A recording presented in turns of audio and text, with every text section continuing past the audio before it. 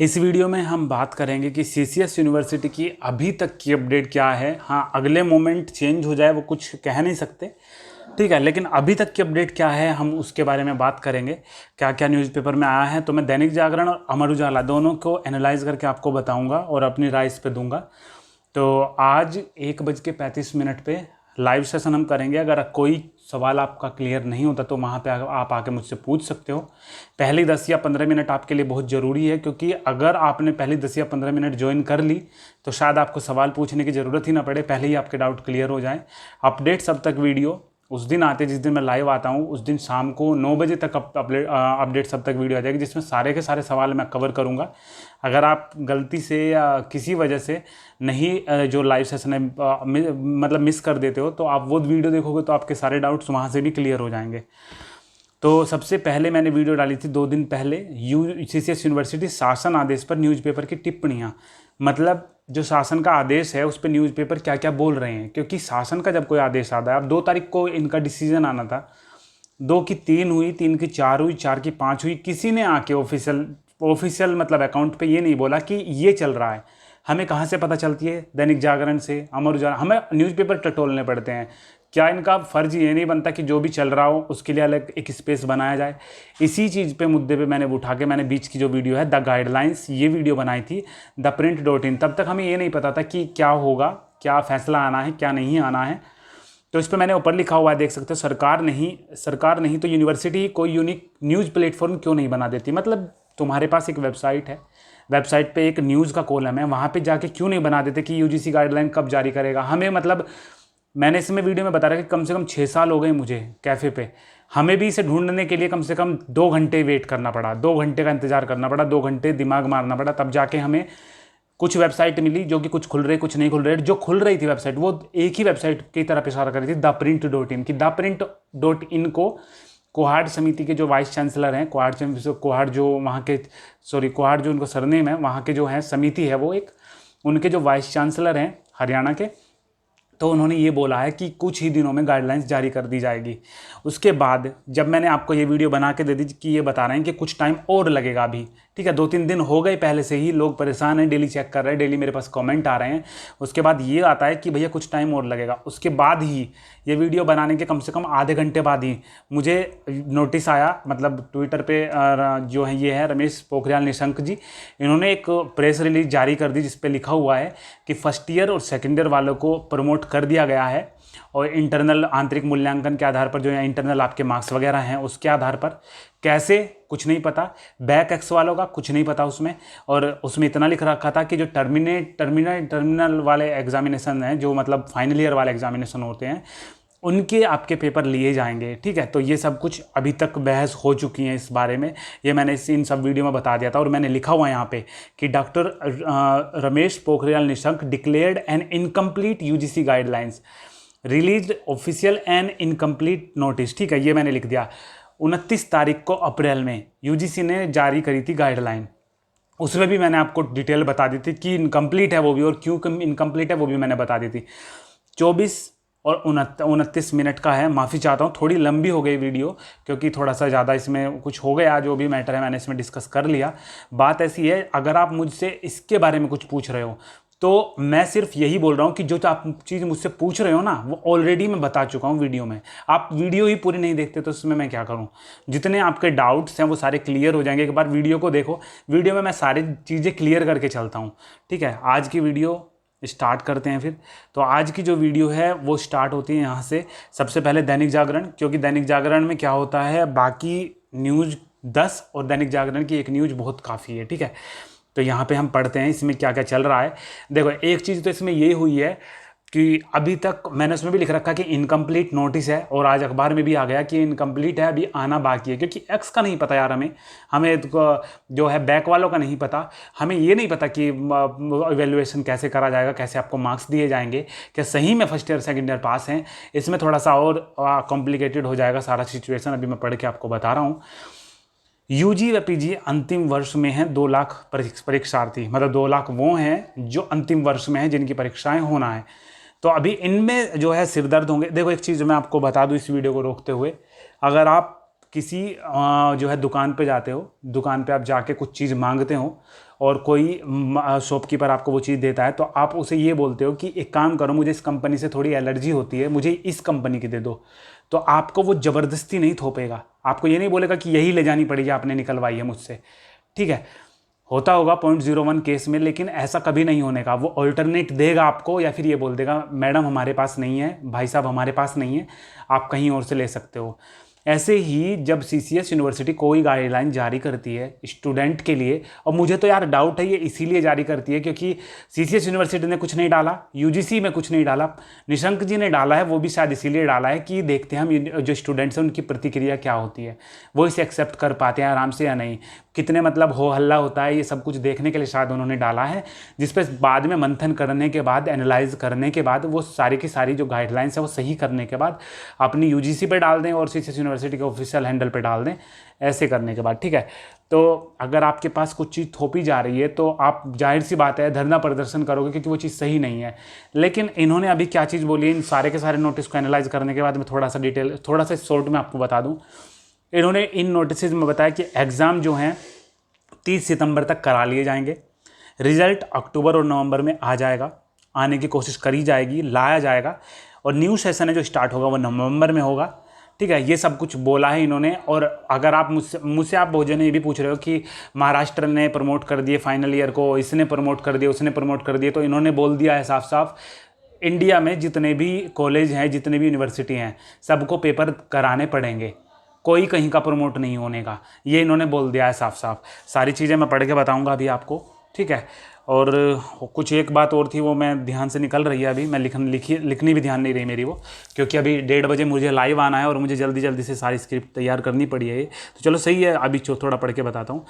चौधरी चरण सिंह विश्वविद्यालय और उससे जुड़े कॉलेजों में स्नातक और परास्नातक अंतिम वर्ष में करीब 2 लाख छात्र छात्राएं हैं। यूनिवर्सिटी ग्रांट कमीशन जो यूजीसी होती है उसकी नई गाइडलाइन के अनुसार विश्वविद्यालय अगर अंतिम वर्ष की परीक्षा कराई जाती है तो करीब 2 लाख छात्रों की परीक्षा होगी। हालांकि अभी विश्वविद्यालय शासन के आदेश का भी इंतजार कर रहा है। तो यार इंतजार कर रहा है तो वो क्या जो निशंक जी ने अपनी ट्विटर हैंडल पर डाला है, मतलब यार कुछ भी विश्वविद्यालय में मुख्य परीक्षा में करीब 3,24,000 स्नातक में और 59,000 परास्नातक में पीजी के छात्र हैं। सेमेस्टर में 1,75,000 के करीब परीक्षार्थी हैं। दोनों को मिलाकर करीब 6 लाख परीक्षार्थी जो परीक्षा और प्रोन्नति का इंतजार कर रहे हैं। शासन की ओर से कुलपति प्रोफेसर NK तनेजा जी की अध्यक्षता में जो उच्च स्तरीय कमेटी बनाई गई थी उसकी रिपोर्ट पर अभी शासन की ओर से मंथन चल रहा है। मतलब जब चल रहा है यार, क्या कह सकते हैं, वो शायद इसीलिए उन्होंने प्रेस रिलीज डाली जिससे वो प्रतिक्रिया जान सके कि स्टूडेंट्स कैसे रिएक्ट करते हैं उस पर। चलो आगे पढ़ते हैं। जो है शासन की ओर से विश्वविद्यालय की परीक्षा रद्द करने की बात कही गई थी। ठीक है, शासन की ओर से कही गई थी कि परीक्षा रद्द कर दे। वो जो वीडियो मैंने बनाई थी उसमें मैंने बताया था। हालांकि इसमें अभी स्पष्ट नहीं किया गया था कि सभी परीक्षाएं रद्द होती हैं या कुछ विषयों की। इस बीच यूजीसी की गाइडलाइन में अंतिम वर्ष की परीक्षा हर हाल में कराने के लिए कहा गया है। अन्य कक्षाओं में आंतरिक मूल्यांकन से अगली कक्षा में प्रवृत्त छात्रों को प्रोन्नत करने की बात कही गई है। सितंबर तक विश्वविद्यालय के अंतिम वर्ष की परीक्षाएं कराने के लिए यूजीसी ने सुझाव दिया है और भैया करानी है में बहुत अंतर होता है। अभी हालात देख के चलेंगे कि क्या होता है। परीक्षा नियंत्रक डॉक्टर अश्विनी कुमार का कहना है कि विश्वविद्यालय अपनी तरफ से तैयारी की जा रही है, शासन के आदेश का भी इंतजार किया जा रहा है। सितंबर में अगर परीक्षा होती है तो उसके लिए पर्याप्त समय है। ठीक है, सितंबर में पर्याप्त समय तो है इनके पास, लेकिन उन्हें ये नहीं पता कि हर कोई जो सीसीएस यूनिवर्सिटी में पढ़ता है हर कोई स्टूडेंट नहीं है, हर कोई ऐसा नहीं है कि बस किताबों से चिपका रहता है। बहुत सौ को अपने परिवार की चिंता है, बहुत से जॉब करते हैं वहाँ पे, बहुत सौ को सेशन की चिंता है। ठीक है, तो ऐसा नहीं है कि हर कोई वहाँ पे सितंबर तक अपनी किताबों में चिपका रहेगा। अभी लॉकडाउन हो रहा है, घर में फाइनेंशियल दिक्कत सभी के पास है। सबको ये देखना है कि कैसे खाएं, कैसे घर पे भी बच्चों का पेट पाले। हर कोई ऐसे नहीं कि हर कोई सिर्फ, समझ रहे हो ना, तो उन सबको देखना पड़ता है। कितने परसेंट बच्चे आप मानते हो? अगर आप सीधा डेली की डेली पढ़ते हो, आप स्टूडेंट हो, मतलब प्योर स्टूडेंट हो, आप नहीं जॉब करते हो, तो आपको ये लगेगा कि 90% स्टूडेंट है। अगर आप जॉब करते हो तो आपको ये लगेगा 90% लोग जॉब करके इसमें परीक्षाएं देते हैं। तो 50-50 मान के चलो कम से कम, ठीक है ना। तो ज़्यादातर लड़कियाँ होंगी, ज़्यादातर मतलब लड़कियाँ भी सब नहीं है जो सिर्फ पढ़ाई पे ध्यान देती हैं यहाँ पे, या जॉब नहीं करती है, घर परिवार की चिंताओं ने भी। चलो ज़्यादा मैं पर्सनल नहीं होता हूँ। विश्वविद्यालयों कॉलेजों में नवंबर से शुरू होगा सत्र, मैंने आपको बता दिया है। तो एचआरडी और यूजीसी का फैसला, डीयू ओपन बुक 15 अगस्त के बाद करेगा। इसमें एक लाइन है जो ये है, तो डीयू प्रशासन को 10 जुलाई से शुरू होने वाली परीक्षा 1 महीना स्थगित करने को कहा गया है। ये लास्ट वाली लाइन सबसे मैंने पढ़ी है, क्योंकि बाकी तो सब कुछ ऐसे ही लिखा हुआ है इसमें। तो डीयू प्रशासन को 10 जुलाई से शुरू होने वाली परीक्षा 1 महीना स्थगित करने को कहा गया है। क्या गारंटी है कि सितंबर तक आपके पास हालात सुधर जाएंगे? सितंबर तक ऐसे ही हालात रहे या इससे बेकार हो गए तो आप फिर से यही नोटिस डाल दोगे कि आपका जो है 1 महीना आगे बढ़ गया है। उस टाइम पे क्या होगा? उस टाइम पे आप क्या उस टाइम पे वैल्यूएशन करोगे? उस टाइम पे नया सेशन स्टार्ट करोगे नवंबर में अपने? तो आपको फैसला तो लेना पड़ेगा, और फैसला जो आएगा वो सही आएगा, मैं ऐसी उम्मीद करता हूँ। और आगे पढ़ते हैं। राज्यों को अंतिम वर्ष की परीक्षा न करवाने का फैसला बदलना होगा। जो मैंने अभी थोड़ी देर पहले आपको बताया वो थोड़ा सा मैं आपको पढ़ के बताता हूँ।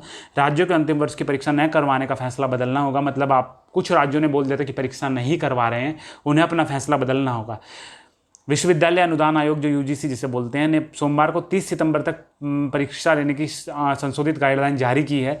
इसके तहत देश के सभी 750 विश्वविद्यालय, देश के अंदर 750 यूनिवर्सिटीज हैं सबको, और 45,000 कॉलेजों के लिए स्नातक अंतिम वर्ष के छात्रों की परीक्षा अनिवार्य देनी पड़ेगी। जो फाइनल ईयर के स्टूडेंट्स हैं उन्हें छात्रों को परीक्षाएं। मानव संसाधन मंत्रालय, क्योंकि क्या होता है, बहुत से बच्चे जाके बोल रहे हैं ट्विटर पे वगैरह पे बोल रहे हैं, ये नहीं कह रहे हैं वो ज़्यादातर कि ऐसे मतलब दिक्कत है और ऐसे करानी चाहिए का, मतलब जो है परीक्षाओं को ना सोच के हमारे जो है लाइफ को सोचना चाहिए। ये नहीं लिख रहे हैं, ये ज़्यादातर ये लिख रहे हैं महाराष्ट्र की भी वो करवा दी, यूपी को क्या दिक्कत है, आपने वहाँ की करा दी, इसे क्या दिक्कत है। इसे देख के फिर शासन क्या डिसीजन लेगा, आप मुझे बताओ।